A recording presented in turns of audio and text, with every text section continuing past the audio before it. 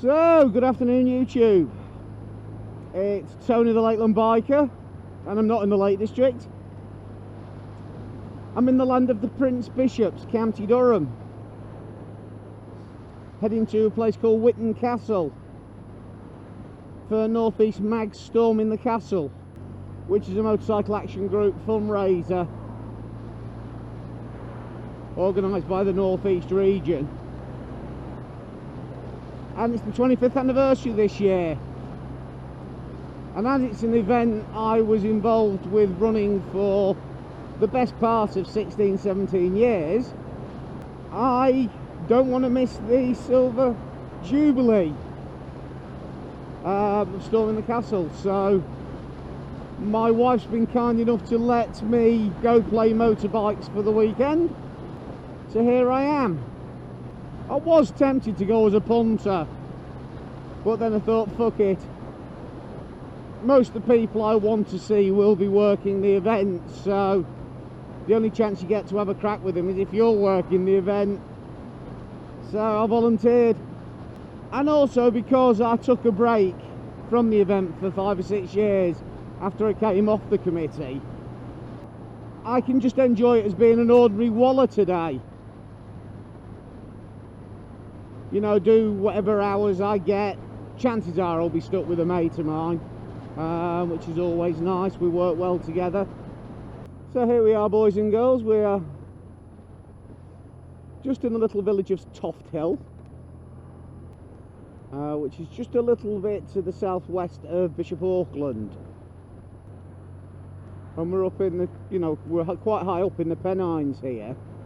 The large valley off to my right is Weardale, and the River Wear is the river which runs through Durham and out to the sea at Sunderland.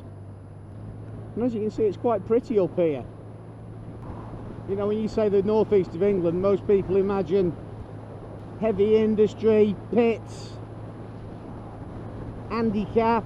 Well, this is the northeast of England. Not bad, is it? And all those tents and whatnot you can see over there, that's Stormin. Well, this time tomorrow this will be bedlam with bikes.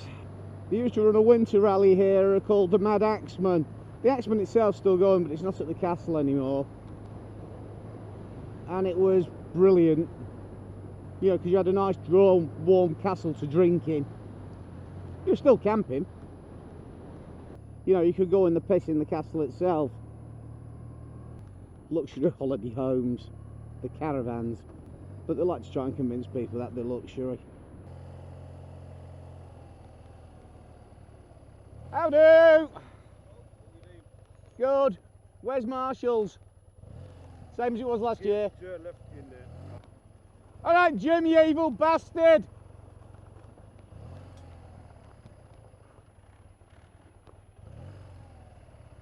Where are we, in there?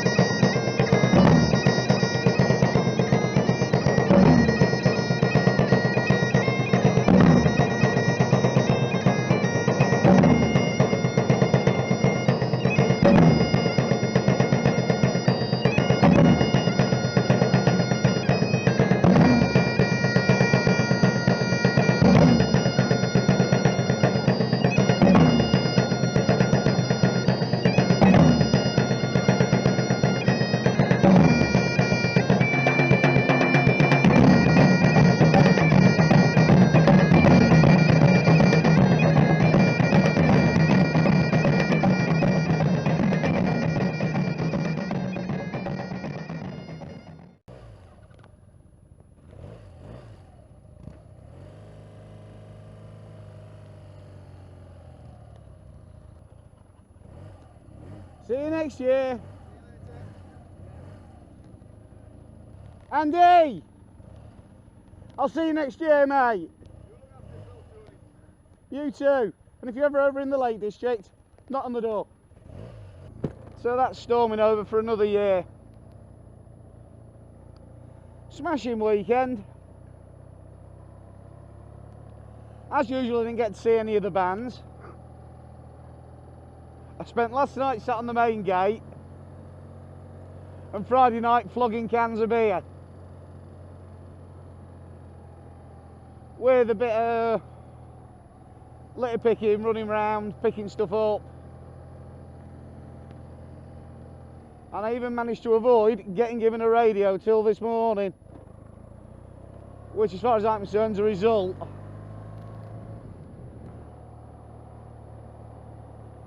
I did shoot some footage around the rally whilst I was wandering round, so that should be worth a look. Met a chap from the R65.org who I can't remember the name of. He asked who the R65 was in the show and someone pointed him in the direction of me. So after 25 years of involvement with Stormin the Castle, I finally have an exhibitor's t-shirt. I was going to stay for the party tonight, but I hurt my back moving beer.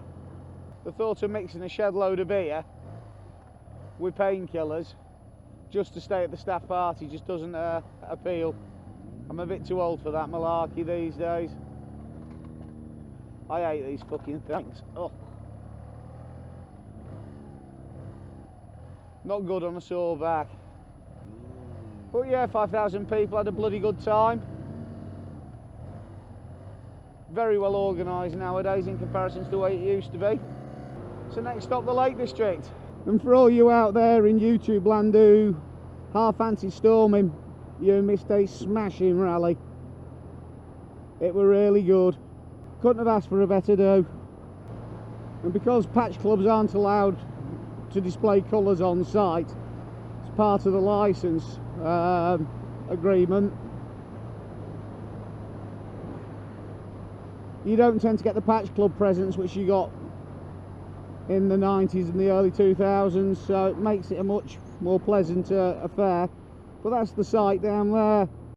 Hopefully the camera's catching that. Pity the wife didn't come. I think she probably would have enjoyed it, although 3 nights in a tent would have killed her.